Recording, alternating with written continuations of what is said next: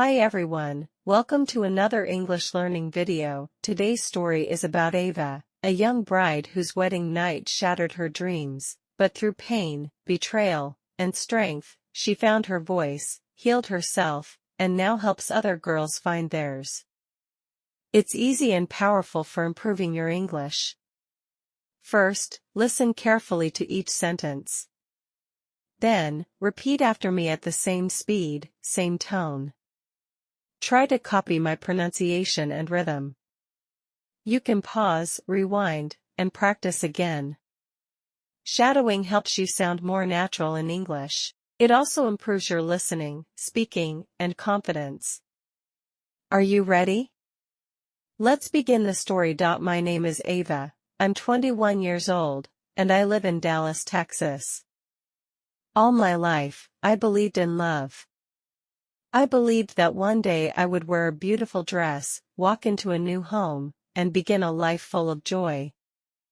I believed my wedding night would be magical, full of love and laughter. But I was wrong. So wrong. That night didn't give me love, it took everything away from me. Like every bride, I smiled on my wedding day. My heart was full of dreams. My parents were happy. There were lights, flowers, music. Guests came from faraway places, and everyone said, "Congratulations, you're starting a new life." I wore a red dress. Someone whispered, "You look like a queen." I smiled. I felt special. I believed this was the beginning of something beautiful. But deep inside, I was nervous. Not because I didn't want to get married, but because I didn't know him. His name was James. He was my father's best friend's son. We had never met, not even once. There were no phone calls, no conversations. Everything happened so fast. One day, my father said, "Aura, you are getting married. James is a good boy. You will be safe." Safe? That one word made me silent. I wanted to ask, but do I get to talk to him first? But I stayed quiet, because daughters are often told, "Trust your parents. They know what's best." His parents came to our home. They smiled and said sweet things like, "Your daughter is kind. She will be a blessing to our son." My parents were proud. Our house was small, but full of love and peace. Everyone said this match was perfect. But no one asked me what I felt. And the truth was, I felt like a stranger in my own story. The wedding day came. He wore a black suit. He looked serious. When our eyes met, I couldn't read his expression. Was it excitement, nervousness, coldness? I didn't know. After the guests left and the house became quiet, I sat alone in the bedroom. My heart was racing. It was my first night. I felt shy, hopeful, scared. Then the door opened. He stepped in and said, "Hello. Congratulations. You look beautiful." I smiled softly and replied, "Thank you." I thought maybe he was nervous too. I thought, it's okay, we will learn to understand each other. But what happened next destroyed me. He didn't talk. He didn't ask how I felt. He didn't hold my hand with care. He started touching me, but not gently, not with love. It felt cold, rough, empty, like I was not his wife, just a body, a thing. I tried to speak, but no words came out. He undressed me like I was nothing more than an object. His eyes showed hunger, not affection. Control, not care. And in that moment, I realized, this was not love. This was not safety. This was not the dream I had waited for. When he was done, he pulled away. I was still wearing part of my wedding dress. I stood there shaking. My heart was broken. I wanted to cry out, but I couldn't even breathe. Then he looked at me and said something that shattered me completely. "You've already been with someone else, haven't you? You're not a virgin." I froze. What was he saying? I whispered, "What?" He repeated coldly, "You're not pure. You lied to me." My mouth opened, but my voice was gone. Tears filled my eyes. This was the first night of my marriage. And instead of love, I got shame. He didn't see the girl who waited all her life for this day.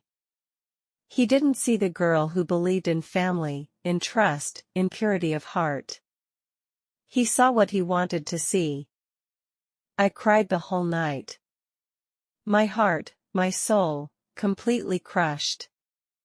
In the morning, he told me, "Go back to your parents' house. Tell no one what happened." I packed my things with shaking hands.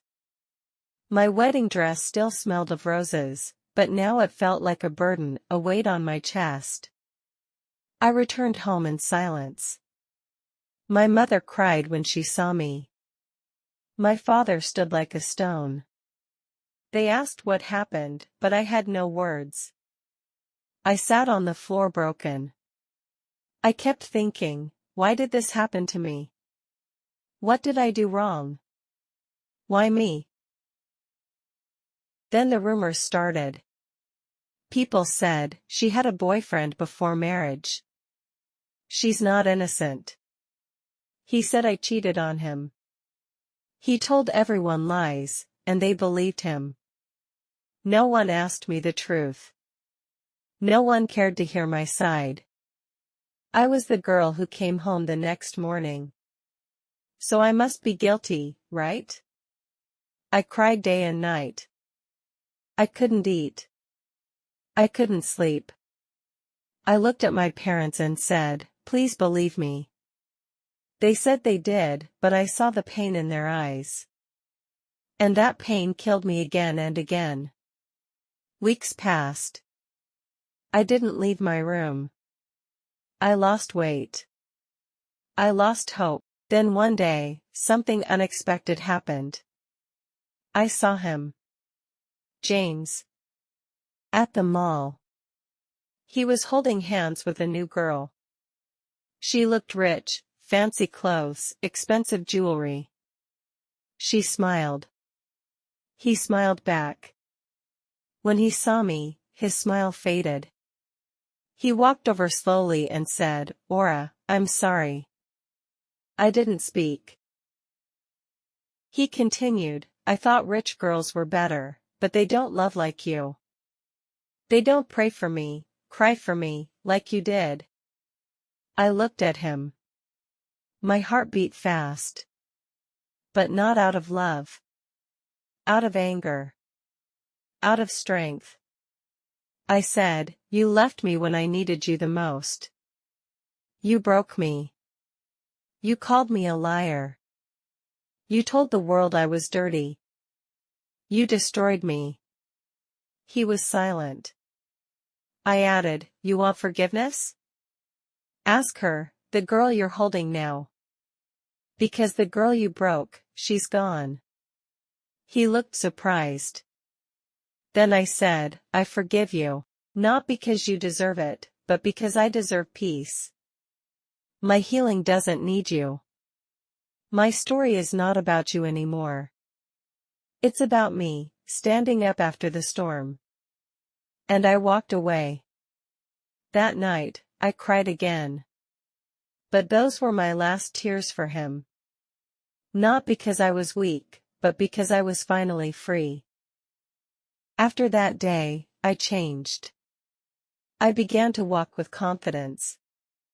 I looked in the mirror and said, "You are not dirty. You are not weak. You are not what he said." I became stronger. I became braver. My pain turned into power. One evening, my parents looked at me with tears in their eyes. My father held my hand and said, "We were wrong. You were always pure. We are proud of you." In that moment, something inside me healed. A few days later, James's parents came. They apologized. They said they were ashamed. But it was too late. I had already chosen myself. Now, I help other girls. Girls who cry in silence. Girls who feel broken. Girls who ask, "Why me?" I started a small group. We talk.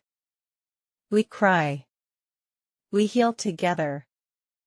I tell them, "You are not what people say. You are what you believe. You are strong.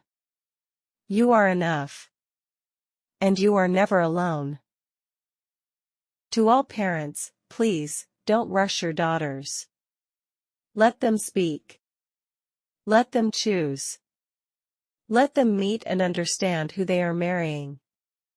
Because a lifetime is too long to live in pain. To all girls, if no one told you today, let me say it. You are strong. You are brave. You are special.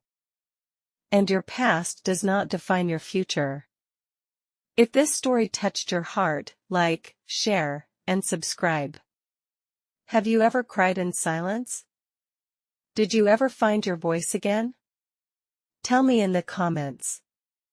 Let's stand together. Let's heal together. Thank you for listening.